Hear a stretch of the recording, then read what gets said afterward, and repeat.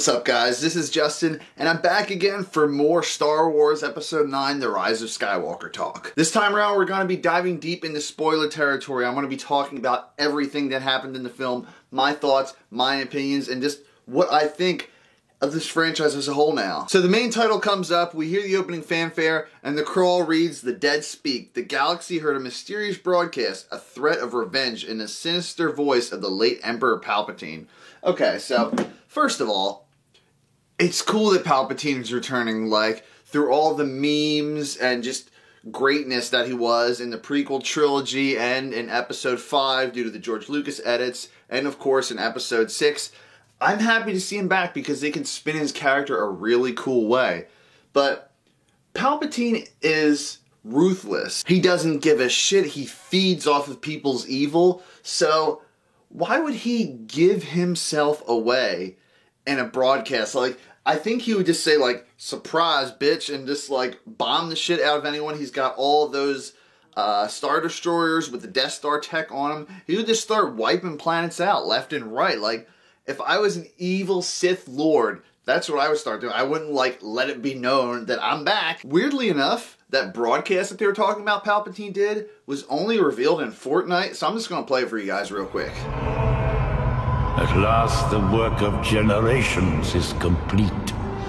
The great error is corrected. The day of victory is at hand. The day of revenge. The day of the Sith. So Kylo Ren hears this broadcast, and he's not really worried too much about the Resistance right now at the moment. Palpatine's out. He's a new threat, so he wants to waste him and gain all the power he wants.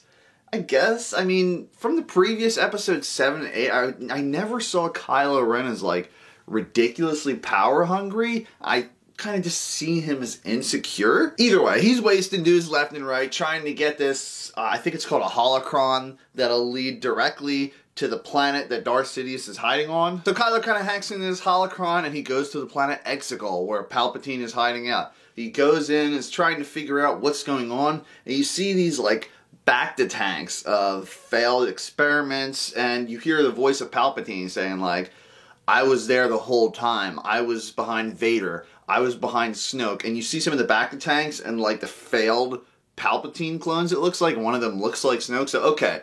Episode 7, Episode 8, they're actually clones of Palpatine. Snoke is a clone of Palpatine. Which I think was really cool because everyone had their theories that Snoke was just some sort of new emperor. He was a new guy, but then everyone was kind of bitter when he was killed right away. Well, now it makes sense that he's killed right away because it was a failed emperor clone. It wasn't a perfect version of him that he liked, so it makes sense now that he got wasted. Rey is training in this one, and it makes sense because in Episode 8, she was training with Luke, and we really didn't get a sense of her evolving as a Jedi, like being more pure.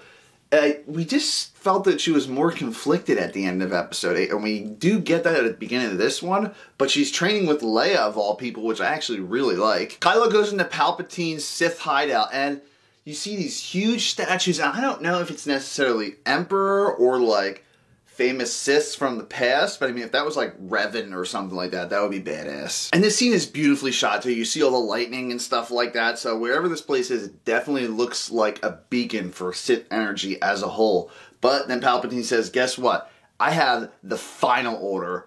Boom! A whole entire armada of souped up Star Destroyers rise from the ground with all of these new soldiers that Palpatine was just hiding and growing until it was the perfect time to strike. Finn, Poe, and Chewbacca are on the Millennium Falcon, and they get confirmation that Palpatine's back, so they're trying to figure out how to confront him too before he does something drastic. So later on it shows Rey reading texts from the Jedi Temple. For those of you who didn't know, it's really subtle at the end of The Last Jedi. Rey actually takes those sacred Jedi texts that were in Luke Skywalker's hut, and she stuffs them in a little drawer on the Millennium Falcon. So Kylo Ren found his Wayfinder, Rey and the gang are trying to find that other Wayfinder, and that's basically our main setup for this. Now, like I said in my spoiler-free review, this plot is really generic. I mean, we've gotten a lot more complex plots from Empire Strikes Back, Revenge of the Sith. So many good plot arcs intertwining then coming together at the end. And this is just a very basic, like, find and catch mission. It's it doesn't stand out. Luckily, like I said though, a lot of the characters' arcs in this film do save that for me, at least. Funny enough, those Jedi texts that Rey's reading, that Luke had, there's notes in there, and they're notes about how Luke found out a supposed location of this Wayfinder. So, you're telling me that in this one, they already retconned Luke Skywalker in The Last Jedi. He gave up in that movie. He was distraught. He was grumpy. But in this one, it says he's actually looking for a way to destroy any kind of link to the Sith. Now, granted, between episode 8 and 9, there was a time jump of about a year, and you also don't know what Luke was doing off screen between the time of episode 6 and this one, only through a little bit of flashback sequences. But in episode 7, well, Luke wasn't in episode 7 for too much, but in episode 8, I really don't get too much of any feeling that Luke is a good guy. He's not hopeful. He just did that thing at the end with the Force projection to kind of do one last good thing. So there was one little thing he did, okay, but it still doesn't convince me that he was a good guy trying to end the Sith. That's why I'm happy with this movie, honestly, because with a lot of the characters, it definitely retcons what Rian Johnson tried to do with the last movie, and love it or hate it, because people would bitch either way.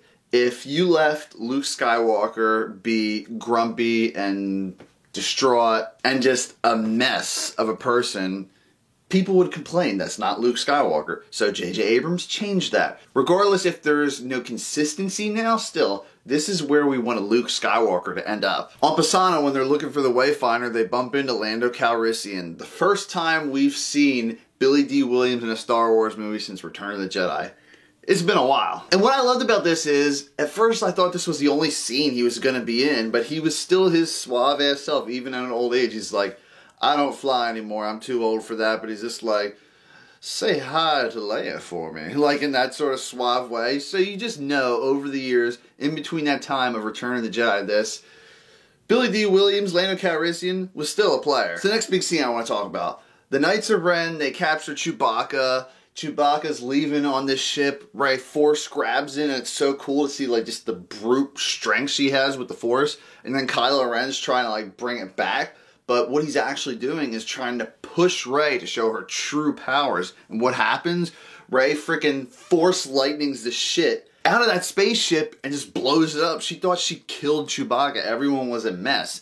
And it was kind of jarring. I have to watch that again because I could have sworn she did, but maybe there was two ships that I just didn't see. So basically at this point, Kylo Ren's like, oh yeah, you're Palpatine's granddaughter. Like, the story in The Last Jedi where he said your parents are no one, yeah, it's not that consistent as far as this movie goes, but at the same time, you could still think of it as Kylo Ren told Rey that to just make her even more mad, to push her even more into the darkness so she feels uneasy. And what's cool now is we get a more in-depth look at the Force projection power because Rey is on one of the First Order ships and she bumps into Darth Vader's helmet and it hits the floor. But when Kylo Ren is doing that whole Force projection vision thing, he sees that helmet hit the ground. So he's like, certain objects are coming into place that he can see. Before, you could only see one another. You couldn't see other objects. My thoughts on General Hux being the spy, I actually didn't mind. I mean, Hux was a goofy-ass character to begin with. All he did was,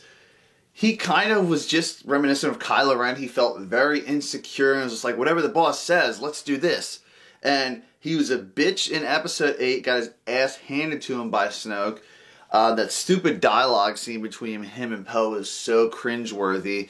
And then in this one, I was just like, you know what? He's tired of being the bitch, so I can understand why he'd be the spy. It was just the right amount of comedic relief at the exact right time. This is also when we get introduced to Zorii Bliss, and we get a little backstory about Zorii and Poe. Like, Poe was a smuggler. He wasn't that good of a person, and neither was she. Everyone has a bad part of their life in this movie at one point or another. You also find out that Zorii was Poe's girlfriend. They had history together. I mean, I kind of like that because Poe, it's just a mixed bag for me throughout this whole trilogy because I liked him in the first movie. He was a cool pilot. In the second one, he was like, more or less like a cocky asshole. He was like in over his head. And in this one, like, it showed at the beginning, he's like being super reckless with the Millennium Falcon and like barely knowing how to fly it. And then he just lands it and it's in shambles. Like, I thought he was supposed to be like the best pilot in the Resistance. Like, Really? The group later arrives on Kef Bir and they're introduced to this resistance synthesizer named Janna. I liked her character more than I thought I would because we find out there's a group of stormtroopers who defected from the First Order, and that kind of makes Finn feel better. He really related to this girl. So I don't know if they were maybe trying to set something up with her. I have no idea. She points them to the direction of the Death Star, and Rey goes into the Death Star, Finn's going after her, and you see how she's flying this, like, skimmer, I guess you would say. It's this little sailboat, metallic sailboat, and it kind of reminds me of, like, Wind Waker or something like that when you're sailing on the seas, but Rey's, like, holding it, changing directions, moving. I was just like, okay, that's pretty cool. She goes into the blown-up remains of the Death Star, and of course, what out of everything is intact? Freaking Emperor Palpatine's, like, spinny chair. Like, of course that's not destroyed. So she goes into the room and it's as easy as like, oh, this Wayfinder was literally right in Palpatine's room, right next to the throne room. Confronts the vision of Dark Rey, settles that, grabs a Wayfinder. The part I was so relieved with in this movie was, before these guys are all going to go out on their mission, Rose is talking to Finn. She's like, hey, do you want me to come with you? He's like, nah, stay back here. I was like, yes, thank God, less Rose. So she was a background character in this one. Good. She got just as much screen time as like Dominic Monaghan or Snap Wexley, Greg Grunberg's character, which was about like 5 or 6 minutes of screen time in total.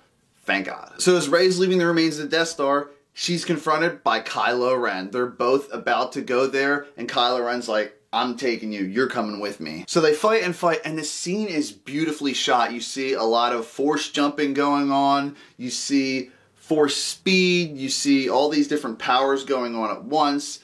The lightsaber battle was a little bit reminiscent of Return of the Jedi's lightsaber battle, where Luke's just wailing on Darth Vader's lightsaber while he's down like this, like Kylo Ren's going like this, Rey's down at the bottom, like blocking over and over again.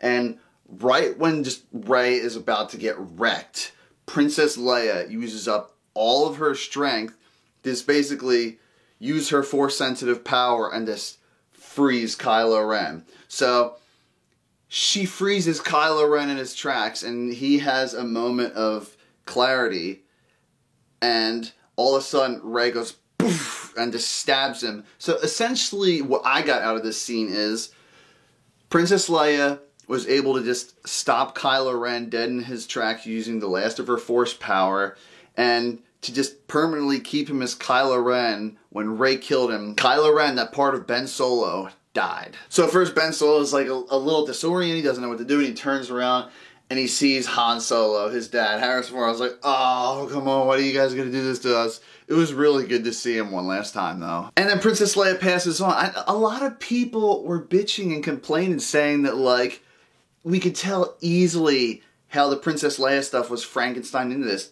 I didn't really see that at all. I mean, she was training Leia, and then a little bit through, she trains her some more, and she basically uses up all her power to make sure these Jedi stay pure, that she makes sure there's a future for the Jedi. She wants to protect Rey at all costs. Like, I even get like a mother vibe for her in that scene. Speaking of Leia, we actually find out through the magic of CGI. It's funny because J.J. Abrams said he wasn't going to use CGI for Carrie Fisher, but they used CGI to bring her back, which is understandable. It looked like a few years after Return of the Jedi, and Princess Leia has a blue lightsaber, and she's training with Luke. Rey's all disgruntled. She goes back to Ahch-To, I don't know, the planet that Luke Skywalker was hanging on in The Last Jedi.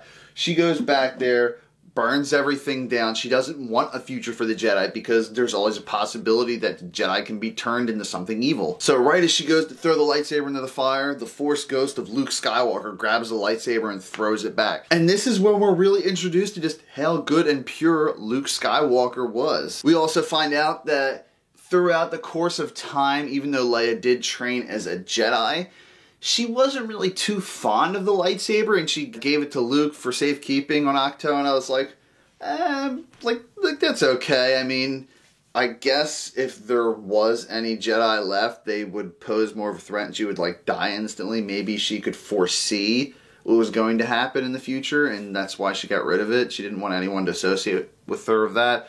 Or maybe she was just too busy being a general. Also, in order to find out more information on the Sith Wayfinder, C-3PO was supposed to read it out, but it's like the one language his protocols won't let him read unless they wipe his memory. And he's like, I want to say goodbye to all my friends. I'm just like, friends, we've like never really seen you on screen with any of these characters. I mean, maybe they did off screen, but we didn't really get that relationship at all between this trilogy. So Rey goes to Exegol to confront Palpatine after Kylo Ren's new realization after he threw his lightsaber away. Before he confronts Palpatine, we have this fight sequence between Kylo Ren and the Knights of Ren, which is actually pretty cool. I like the Knights of Ren, but if the Knights of Ren were sprinkled into episodes 7 and 8, I would have thought the fight would have had higher stakes, but it just doesn't. I don't care about them. They're just pawns. They're not important at all at this point anymore. But they should have been. And this is where the whole force projection power comes around full circle, because Rey is focusing, Kylo is focusing, they're talking to one another, and through the power force projection, Rey transfers one of the lightsabers from one point to another on the planet into Kylo Ren's hands. Like, that was badass. So Ben and Rey go at Palpatine at the same time, and just, you see how strong Palpatine is. Although he's in this weird, like, mechanical machine, sort of like how Darth Vader's bacta tank was keeping him alive. His is this huge crane-looking rig that's keeping Palpatine alive. He basically sucks the force powers out of them. You see Palpatine's hands start to regenerate like the Mummy style. I was just really stoked about Exegol in general, like seeing all these people in the crowds chanting while they're doing all this stuff, all of the ambient lightning firing off. This planet was visually beautiful in every way. So both characters are weak at this point. Palpatine force lightning, or he throws Kylo Ren into a ravine. He's done for. And Rey's really weak too. But then, all of a sudden, she just realizes she hears all these voices in her head. We get to hear the voices of Qui-Gon Jinn, Liam Neeson, Mace Windu, Samuel L. Jackson, Hayden Christensen from Revenge of the Sith. We hear his voice. We hear Obi-Wan Kenobi, Ewan McGregor, and oh my god, there's so many other voices. Ahsoka Tano, we hear her voice. What? We find out Rey is a beacon at this point. She's the embodiment of the Force of all these Jedis of old, and they channel all of their strength into Rey for this specific moment when she's in need. She whips out the double lightsabers and just kind of like deflects the Force lightning, just destroying Palpatine and wiping him out. And also, just when we thought that Lando Calrissian was only going to be in that one scene, we find out when the armada of all the Final Order ships are going to wipe out the Resistance, here comes Lando Calrissian. He rallied all these people because when everyone's together, they can't be defeated. After Palpatine's defeated, Ben Solo, he's just about to die. He's super weak. Rey embraces Ben Solo. He's now pure. I really wanted her and Finn to be together because they were definitely like hinting at that subtly in episode 7, and he cares so much for her. Like, they were definitely hinting at a romance. Come on, guys. But then Ben Solo just goes poof in the whole Jedi fashion, how they pass away, and his clothes get flat, and okay, I want to know your guys' opinion on this, because I thought the only one who was able to be good, then evil, then go back to good was Darth Vader. I thought that was the whole prophecy. I don't know if the prophecy changed since it's after that episode, but like in the video games, Galen Marek, Starkiller, the Darth Vader apprentice, he turned good again too. So like, it makes Darth Vader's transition and him being the chosen one like less impactful to me now. For a brief second, we get a shot of Wedge Antilles. Freaking Wedge from the previous Star Wars trilogy is back and helping out with the final battle. That was a cool little cameo. Nostalgia done right. Speaking of nostalgia, when Rey went to Exegol, she took Luke Skywalker's X-Wing and put on the helmet. I thought that was pretty cool too. So the Sith and the Final Order are defeated. Good prevails. Who would have thought? And we have a scene where Lando Calrissian is talking to Janna, and he's just talking to her, and he's just like, so where are you from? And she's just like, you know what? I don't know. And Lando's like, well, let's find out. So I did some digging. And originally in this scene, I was just like, okay, Lando's gonna, like, help rally and talk to the people of the First Order who were previously in there, and they kind of defected. But I found out in this expanded Star Wars book, the Star Wars dictionary that came out for this movie or something like that, when peace reigned, Lando attempted to start a family, but tragedy struck, and his infant daughter vanished. First, his daughter's disappearance was a mystery, though would not be for long.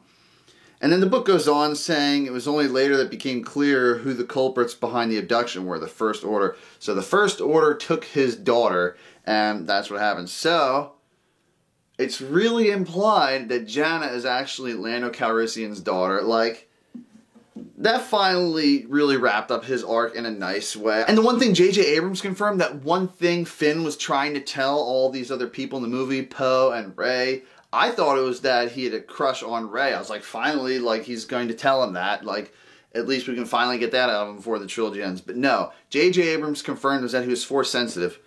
No shit, like, they were going to attack a certain part of the ship, and Finn's like, do it there. He's just like, I just have a feeling. They implied it right there that you have it. Why do we have to have it explained off screen? It's implied that Poe's gonna get back together with Zori Bliss, that's fine. His arc is wrapped up, whatever. I'm not too impressed with his character. C-3PO and R2-D2, they're cool. Their arcs, they get wrapped up for the most part, even though they didn't do too much. Turns out that R2-D2 actually did have a backup of C-3PO's memory, so they just restored C-3PO's memory, and that scene in the middle of the movie they made a big deal about, which wasn't that effective now anymore. Finally, towards the end of the movie, Rey goes to Tatooine, and she takes her little sheet of metal and slides into Lara's place from Episode 4 in New Hope. She's looking around, and there's an old lady there, and she doesn't recognize who Rey is. She's like, I never seen you around here.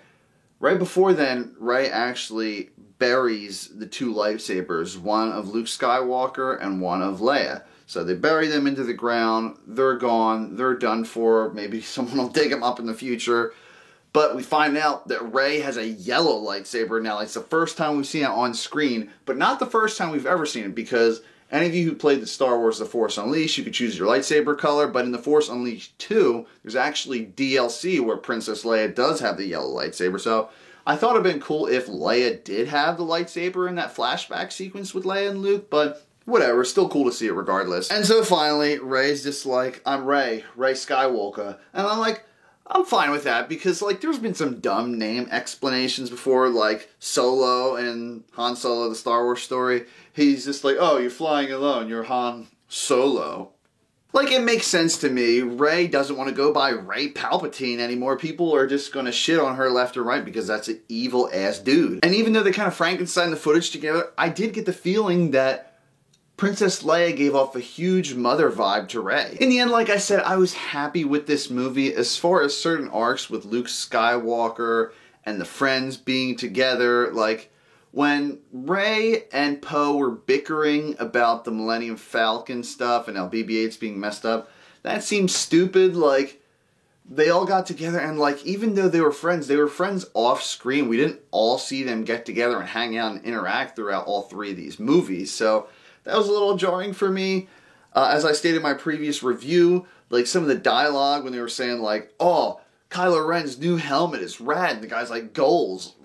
And we can't forget, our boy Chewbacca finally got his medal from Maz Kanata. I mean, that was a really heartfelt scene. I think there's a lot of people that are whining and complaining about this movie, saying it's the worst Star Wars movie out there. I mean, there is definitely worse movies than The Rise of Skywalker in the Star Wars universe. I could say Attack of the Clones, Last Jedi. All in all, though, I'm happy the way they wrapped it up with what they were given, because they were given some crappy plot arcs. Come on, guys. You can't fault J.J. Abrams for trying to salvage what was already put in the gutter. I'm happy with these characters. I would love to maybe see an older Rey in the future. Some of these characters could return, but I think definitely wait a while. I'm kind of Star Wars'd out for movies right now. I'd like to see some smaller screen live action stuff. Like I said, we're going to be getting the Obi-Wan spin-off. We're going to be getting Cassian Andor. I know there's rumors that there might be a Darth Vader one coming out starring Hayden Christensen. That would be cool, but give me new characters. Give me video game characters. Give me anything from the comics to go off of. Like, I just want to see some new Star Wars universes and new things to care about. You killed us with the nostalgia, and I'm just tired at this point. Breathe some new life into this franchise. And get better writing, too. The Mandalorian is a decent show, but I mean, until episode 7, the writing for 3, 4, 5, 6, it was so basic and just not at all interesting to me besides the action and the tech. And the music, of course, but hey, I'll talk about that later. This isn't a Mandalorian review. So like I said, Star Wars The Rise of Skywalker, 6.5 out of 10. Let me know what you guys thought. Let me know your theories of what happens in the future. Let me know what you want to see in the comments below. And as always, thanks for watching.